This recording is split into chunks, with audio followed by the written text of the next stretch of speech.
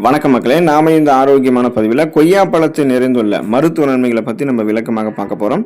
பழங்கள் எப்போதுமே ஆரோக்கியம் நிறைந்தது தாங்க. கொய்யா பழம் பார்த்தீங்கன்னா ஆப்பிள் பழங்களுக்கு இணையான சத்தை கொண்டு இருக்கு. குறிப்பாக சொல்லணும் அப்படின்னா, ஒருவேளை ஆப்பிள் பழம் விலை அதிகமாக இருந்துச்சு அப்படின்னாலுமே நீங்கள் கொய்யா பழங்களை வாங்கி சாப்பிட்டீங்கன்னா நீங்கள் தொடர்ந்து பார்த்தீங்கன்னா நிறைய ஊட்டச்சத்துக்களை ஆப்பிள் பழங்களை கம்பேர் பண்ணும்போது கொய்யா பழத்தில் அதிக ஊட்டச்சத்துக்களை பெறலாம். ஏன்னா பழங்கள்லேயே விட்டமின் சி என்று சொல்லக்கூடிய உயிர் சத்து கொய்யா பழத்தில் தான் அதிகமாக இருக்குது. அதுக்காக நம்ம ஆப்பிள் பழங்களை வாங்க முடியாதப்ப கொய்யா பழங்களை வாங்கி சாப்பிடணும். விலை ஏற்றத்துக்காக இந்த பதிவு அப்படின்னு நீங்க நினைச்சுக்காதீங்க. ஆப்பிள் பழங்களை காட்டிலும் இன்னும் நிறைய ஊட்டச்சத்துக்களை கொடுக்கக்கூடிய வளமான பழங்கள்லாம் நிறைந்திருக்கு அப்படின்னு தெரிஞ்சுக்கோங்க. ஸோ கொய்யா பழத்தை எடுத்துக்கொள்ளும் போது பார்த்தீங்கன்னா நீங்க நிறைய ஊட்டச்சத்துக்கள் பெறலாம். புரோட்டீன், நல்ல கொழுப்பு, கார்போஹைட்ரேட், விட்டமின் சி, ஃபைபர் என்று சொல்லக்கூடிய நார்சத்து, இவை எல்லாமே உங்களுக்கு கிடைக்கும்.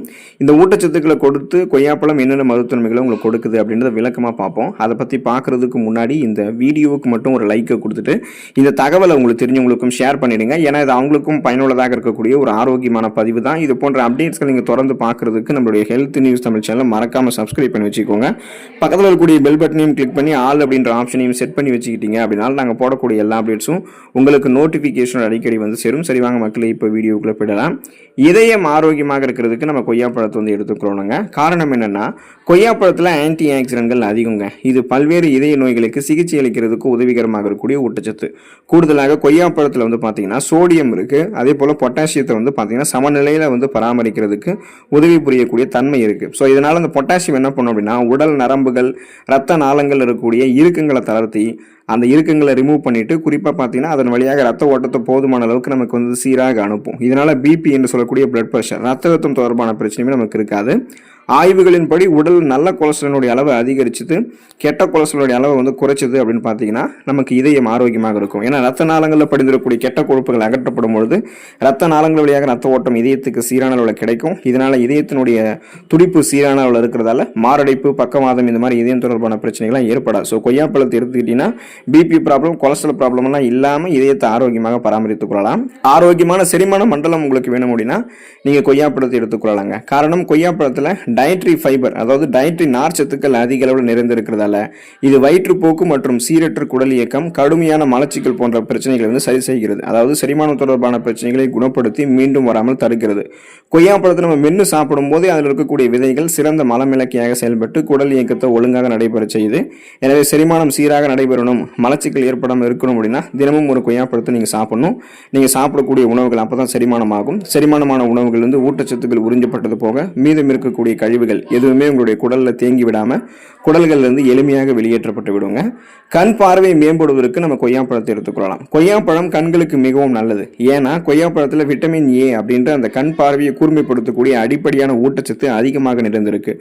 உடல்ல விட்டமின் ஏ குறைவாக இருந்தால் தான் அது கண்களில் பிரச்சனைகள் ஏற்படுத்தும். குறிப்பாக நம்மளுடைய கூர்மையான பார்வையை அது மங்க வச்சிரும், கண் விழிப்படலத்தை சேதப்படுத்தும், கண் புரை, மாகுலர் டீஜெனரேஷன், இந்த மாதிரி நிறைய பிரச்சனை நமக்கு ஏற்படுங்க. எனவே கண்கள் தொடர்பான பிரச்சனைகள் நீங்கள் சந்திக்க கூடாது. குழந்தைகள், இளைஞர்கள், முதியவர்கள் என்ன அனைவருமே சந்திக்க கூடாதுன்னா தினமும் ஒரு கொய்யாப்பழத்தை அந்த சீசன்ல கிடைக்கும் போது நம்ம எடுத்துக்கொள்ளலாம்.